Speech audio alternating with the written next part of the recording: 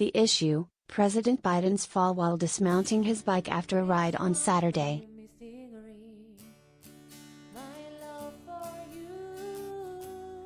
It's great that Grandpa Biden is riding his bike, but I believe he does so in order to show America and the world that he is in better shape health-wise, in order to change the narrative that he is failing both physically and mentally. Down goes Joe, June 19th. It's a political game that he has been playing for over 40 years.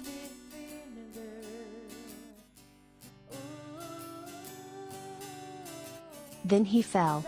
It's great that he's okay, but just wait and see. At his first chance to talk to the press, he will probably blame either former President Donald Trump or Russian President Vladimir Putin, or both, for his fall.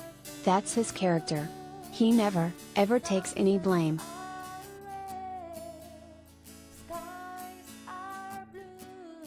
Peter Grzymowicz.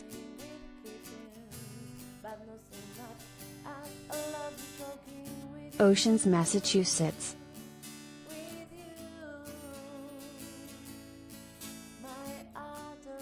Now that President Biden is unable to find a balance when coming to a halt, will all electric training wheels become mandated as de rigueur for the nation's bicycles?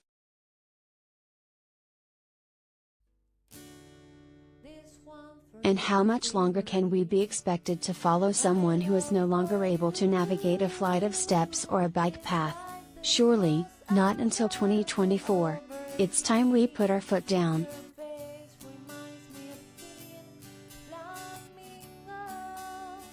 James Evans.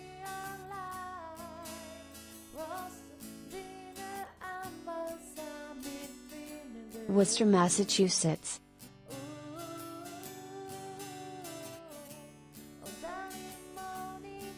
Biden just fell off his bike on a weekend ride.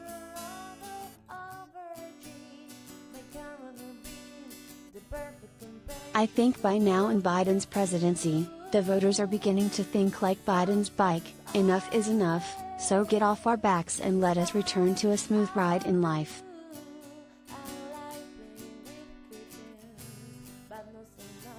Harry Winkler.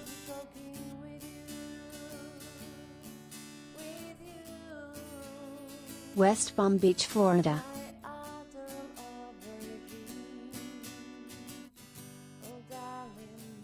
I'm not a fan of Biden and his wrecking ball policies that are all but destroying America, but his bicycle spill should make all aware of how fragile his health has become.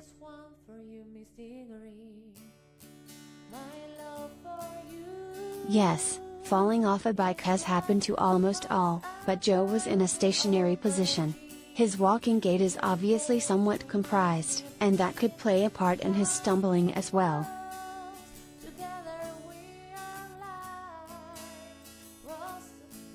I don't think excuses about bike pedals are sufficient enough in making a diagnosis about Joe's physical health.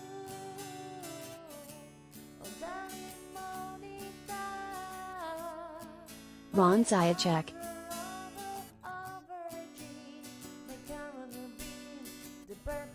Cortland Manor.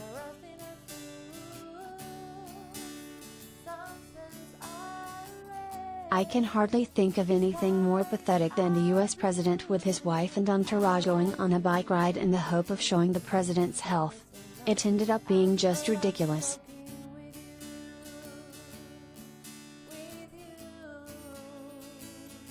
Hans Sander.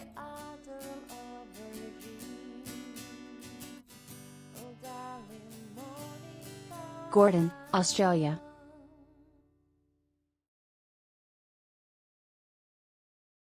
I was happy to hear that Biden was unhurt when he fell off his bike.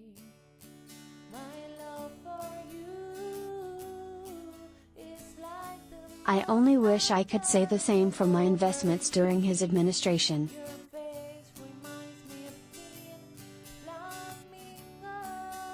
Lenny Rodon.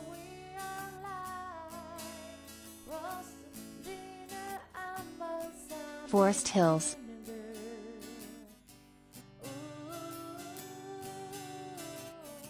The issue: the Post's endorsement of Republican Representative Lee Zeldin for governor of New York.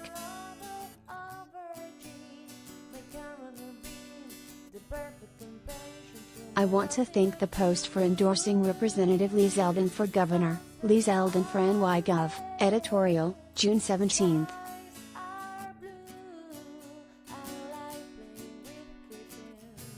I've been reading the Post for 50 years, and I'm neither a Democrat nor a Republican.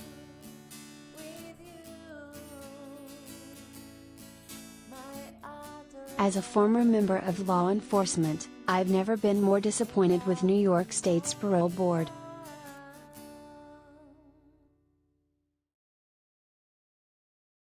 I am grateful that Zeldin, on day one as governor, will fire Manhattan District Attorney Alvin Bragg.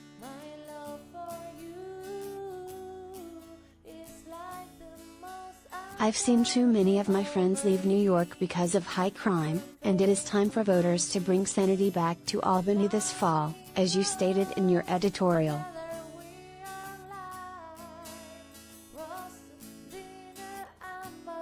Thomas Patrick Fullen.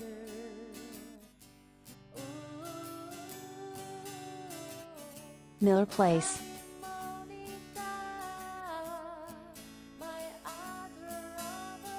In your editorial, you said, "We don't agree with Zeldin on some issues. Is gun safety one of those issues?"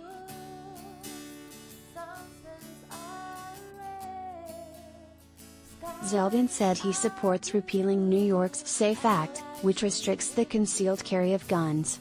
Does he want 8 million New Yorkers packing heat?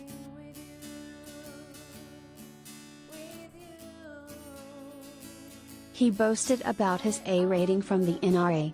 During a wave of soaring gun violence, do we really need a firearms fanatic as our next governor?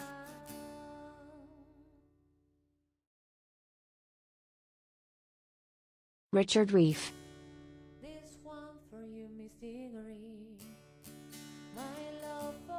Queens.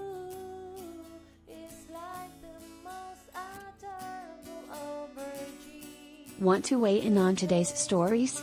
Send your thoughts, along with your full name and city of residence, to letters@nypost.com. Letters are subject to editing for clarity, length, accuracy and style.